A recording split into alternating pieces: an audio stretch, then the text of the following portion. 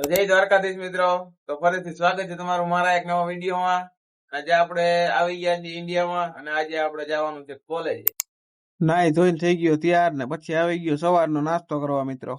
નાસ્તો કરીને આપણે ખચકાવી મૂકી કોલેજ તરફ જવા માટે. હવે પાછો કયા દેશમાં ટ્રીપ મારવા જાઉં એ માટેની કોમેન્ટ કરી નાખો જલ્દીથી. કોલેજે પૂગી ગયા મિત્રો ને આપણે જોઈ લીધો ગેટ ને પછી આપણે પૂગી ગયા આપણા ડિપાર્ટમેન્ટમાં.